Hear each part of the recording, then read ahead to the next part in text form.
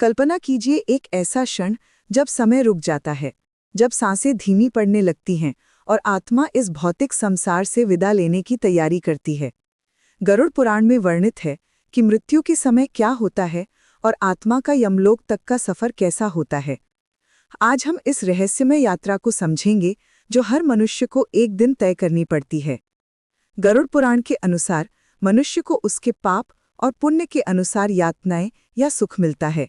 ये सिद्धांत जीवन और मृत्यु दोनों में लागू होता है।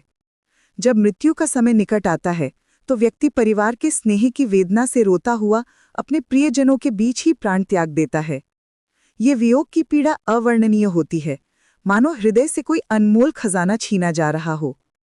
मृत्यु के क्षणों में कुछ अद्भुत घटनाएं होती हैं जो सामान्य मनुष्य की समझ से परे हैं।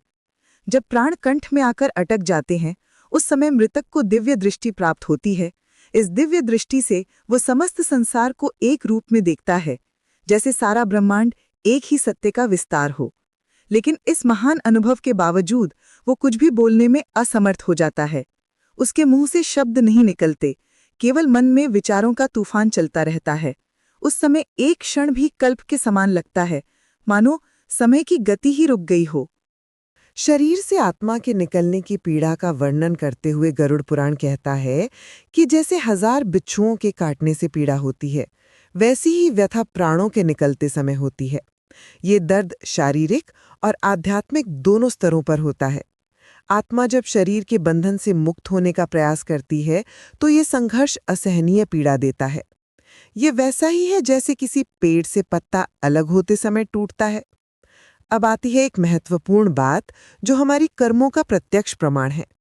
पापी मनुष्य के प्राण गुदा मार्ग से निकलते हैं, जबकि पुण्यवान व्यक्तियों के प्राण मुख से निकलते हैं। ये अंतर व्यक्ति के जीवन भर की कर्मों का परिणाम है। जिन्होंने जीवन में सत्य बोला है, दूसरों की सेवा की है, उनकी आत्मा सम्मान के साथ शरीर से निकलती है। वहीं जिन्होंने झूठ, छल कपट किया है, उनकी आत्मा को अपमानजनक मार्ग से निकलना पड़ता है। प्राण निकलने की तुरंत बाद यमदूतों का आगमन होता है। ये यमदूत अत्यंत भयानक होते हैं, जिनका वर्णन सुनकर ही रोंगटे खड़े हो जाते हैं। उनकी आंखें क्रोध से लाल होती हैं, मुंह डरावना होता है, हाथों में घंटी और शस्त्र होते हैं। उनका शरीर नग्न होता है, दांत पीसते रहते हैं, बाल उलझे हुए होते हैं और वे काले वृक्ष के समान दिखते हैं। उनके चेहरे पर दया या करुणा का कोई भाव नहीं होता, केवल कठोरता और क्रूरता दिखाई देती है। इन भयानक यमदूतों को देखकर प्राणी भय से कांपने लगता है और मलमूत्र त्याग करने लगता है। डर के मारे उसका पूरा शरीर थरथराने लगता है। यमदूत उस अंगूठे के समान छोटे शरीर के गले में रस्सी बांधकर उसे इस प्रकार ले जाते हैं जैसे अपराधी को राजा के सिपाही पकड़कर ले जाते हैं। यह दृश्य अत्यंत दुखदायी होता है। यमदूत आत्मा से कठोर स्वर में कहते हैं, हे दुष्ट, तू शीघ्र चल, तुझे यमराज के घर जाना है। हम तुझे कुंभीपाक नामक नरक में ले जाएंगे। वे बार बार नरकों के भयानक दुखों का वर्णन करते रहते हैं, जिससे आत्मा का मन और भी डरावने विचारों से भर जाता है। उनकी धमकियां सुनकर आत्मा को अपने जीवन के सभी पाप याद आने लगते हैं। यमलोक का मार्ग अत्यंत कष्टकारी है। पापी आत्माओं को इस मार्ग में भूख, प्यास, गर्मी का सामना करना पड़ता है। उन्हें तपती बालू रेत में चलाया जाता है, जहां पैरों में छाले पड़ जाते हैं। कुत्तों से कटवाया जाता है, जो उनके शरीर को नोचते रहते हैं। यमदूतों की धमकी से उनका हृदय टूट जाता है और वे भय से कांपते हुए अपने पापों का स्मरण करते हैं। हर कदम पर उन्हें अपने बुरे कर्मों की सजा मिलती है। यह छाया और विश्राम रहित मार्ग इतना कठिन होता है कि आत्मा चलने में असमर्थ हो जाती है। न कोई पेड़ की छाया मिलती है, न कोई ठंडक। तब यमदूत उसे कोड़ों से मारकर घसीटते हुए यमलोक ले जाते हैं। हर कोड़े की मार से आत्मा चीखती है, लेकिन कोई सुनने वाला नहीं होता।